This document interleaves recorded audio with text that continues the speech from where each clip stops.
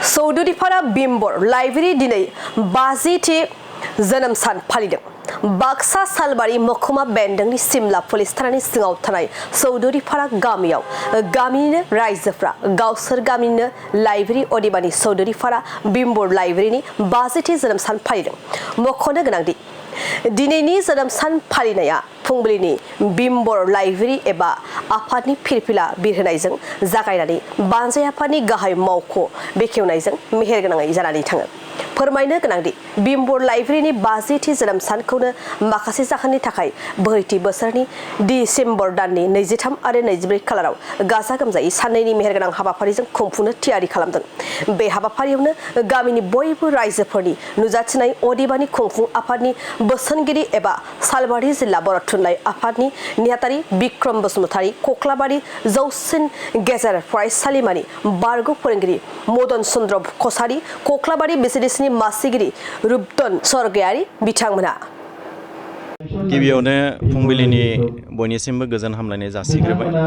दा जोंहा दिनै 20 सेप्तेम्बर 2023 खालार बेयो जोंनि गामिनि चौधुरीपारा बिम्बर लाइब्रेरीनि थाखाय मोनसे गोजोनथाव आरो मोनसे थुलुंगायारि आरो मोनसे बिसम्बि गोनां बे दिनैनि साना। मानोना थांनाय 1973 मायथाइनि 20 दिनैनि बे 20 अक्ट'बर खालार खालि बे चौधुरीपारा बिम्बर लाइब्रेरीखौ बै समनि जोंनि गामिनि सानैसो मेगन गुनु आरो जायखौ जोङो समाज सिबियारि ओनसोलनि बिदि होननानै सानो जोंनि गामिनि बिथांमोना बे जोंनि चौधुरीपारा बिम्बर लाइब्रेरीखौ गायसंलांदोंमोन आरो बे 1973 मायथाइनिफ्राय फैयै फैयै दिनैनि बे दिनाव बे 50 बोसोराव आबुं जाफैबाय। 50 बोसोराव जोंहा कमप्लिट जाबाय आरो बेखायनो दिनैनि बे दिनाव जोङो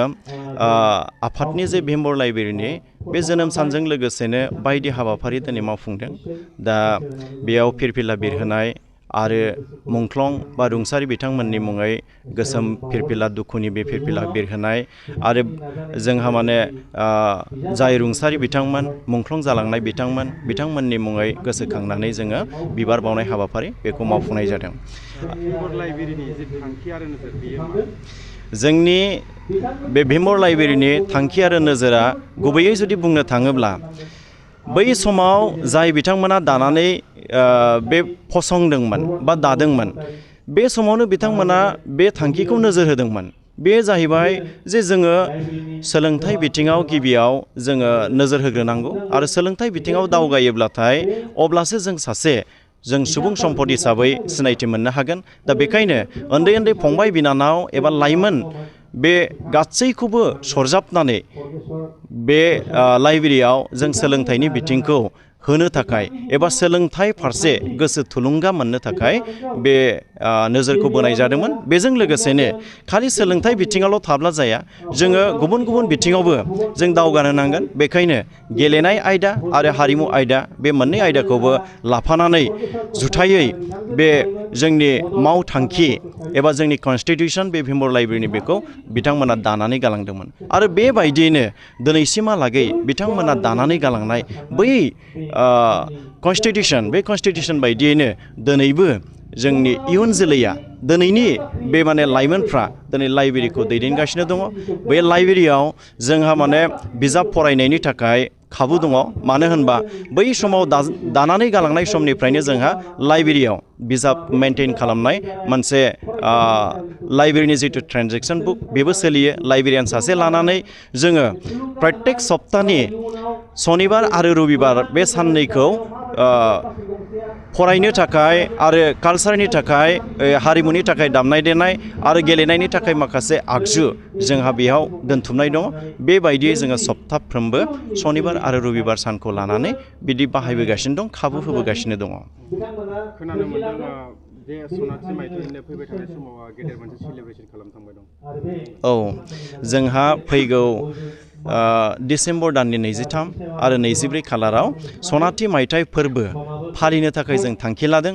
दिनैनि सानाव जों फालिनांगौमोन, नाथाय जोंहा माखासे एंगारहायै जाहोननि थाखाय जोङो बे खालारखौ जोङो 23 आरो 24 डिसेम्बराव लांनाय जादों। बै जिथु फालिनो गोनां बे हाबाफारियाव जोङो देग्लायो आलादा रोखोमनि जों फालिनो थांखि लादों। मानोना आगुनिफ्राय दासिम जायफ्रा भिमबर लाइब्रेरियाव जायखिजाया बिबान लानानै दिनै गुबुनाव खामानि मावहैदों, सोरबाया माने आइजोफ्रा जुलि जाहैदों एबा गामिनिफ्राय सोरबाया गुबुनाव थाहैदों, जों बयखौबो लेंनानै हांख्रायनानै बिथांमोनखौबो जोङो मान होगोन। आरो जोंनि ओनसोलाव जोङो मोनसे सोलोंथाइ बिथिङाव मोनसे जांख्रिथाय लाबोनो थाखाय बा बिसम्बि गोनां मोनसे जोङो बिदिन्थि गालांनो थाखाय फैगौ बे 23-24 बे खालाराव फालिनो गोनां जोंनि सनाथि मायथाइ फोरबो, जों बेयाव बायदि हाबाफारि लानाय जादों। बेजों सनाथि मायथाइ फालिनायजों ओनसोलाव बा गामियाव माबायदि जौगानाय फैगोन? जों मिजिंथिदों जे जोंनि लाइमोन आरो उन्दै उन्दै फरायसाफोरखौ जोङो थुलुंगा होनायजों लोगोसे जोङो मोनसे गोथों थांखिजों दावगालांनो थाखाय जोङो थुलुंगा होनो नागिरदों। माखासे बिथिंखौ जों नोजोर होदों जे जोङो सोलोंथाइ जुदि लानो हायाब्ला आथिखालनि बे बादायलु आरो जौगालु मुगायाव जोङो गावखौ फसंथानो हानाय नङा। आरो सोलोंथाइ जुदि आबुं सोलोंथाइ मोनाब्ला जोङो सासे सुबुं सम्पद हिसाबै जों गावखौनो गायसंनो हानाय नङा। बे बिथिंखौ जों नोजोर होनानै सोलोंथाइनि माखासे हाबाफारिबो जों एवारनेस प्रग्राम बायदि जों लानाय जादों। आरो लोगोसेनो बे सोलोंथाइजों लोगोसे जोंनो नांगौ माने गेलेनाय। जोङो देहाखौ गोग्गो लाखिनो आरो गावखौ फसंथानो थाखाय जों गेलेनाय बिथिंखौबो नोजोर होनो नांगौ। आरो हारिमुनि गेजेरजों आथिखालाव जोङो मा नुनो हायो जे हारिमुनि गेजेरजों जोङो आथिखालाव गावखौ फसंथानो हायो। जोङो मुंदांखा सासे रोजाबगिरि, सासे लिरगिरि, सासे देंखोगिरि जुदि जानो हायोब्ला, सासे मोसागिरि जानो हायोब्ला दिनै गावखौ सिनायथि मोननायजों लोगोसे जोंनि हारिनि हारिमुखौ लाखिनाय आरो बेजों लोगोसेनो जोङो माने बे लाइननि गेजेरजों गावखौनो गावनि आथिङाव गसंनो हानाय बे लामाखौ मोनहोनो हायो। जों बेफोर माखासे बिथिंखौ नोजोर होनानै लाइमोन जोंनि जाखांफुनाय फरायसा आरो बे यं जेनेरेसनखौ जों बे बिथिङाव थुलुंगा होनानै गावखौनो दावगालांनायनि थाखाय मोनसे लामा एबा बिजों होनो थाखाय जों थांखि लानाय जादों। दिनै 50थि बोसोर सफैनाय लोगो लोगोनो जोंनि भिमबर लाइब्रेरिनि जोनोम सान बा 50थि मायथाइनि थाखाय गल्डेन जुबिलिनि जि मोनसे लाहार फाहार बेखौ जों खोब गाजा गोमजायैनो माबादों, दावगालांनो नागिरदों। दिनै बे भिमबर लाइब्रेरिया 50 बोसोर सफैनाय लोगो लोगोनो बेनि जि मोजां खामानि, बे खामानियाव जों जोंनि गामिनि गासै भिमबर लाइब्रेरिनि फरायसुला फरायसुलिफोरखौ खावलायनो नागिरदों जाहाथे बिथांमोना बे 23-24 जि खालार डिसेम्बर खालार, बे खालाराव जाहाथे जोंनि भिमबर लाइब्रेरिनि जि जोनोम सान 50थि मायथाइ बेखौ जों गाजा गोमजायै खुंगोन। आरो बे खुंनायाव जोंनि गासै गामिनि जि बिहोमा, जि खामानि मावनायनि जि साखा फारा, बेखौ जों गासै गामिनि मानसिफोरखौनो खावलायदों जाहाथे जों खोब मोजाङै जोंनि बे भिमबर लाइब्रेरिनि जि जोनोम सान बेखौ खुंलांनो हायो।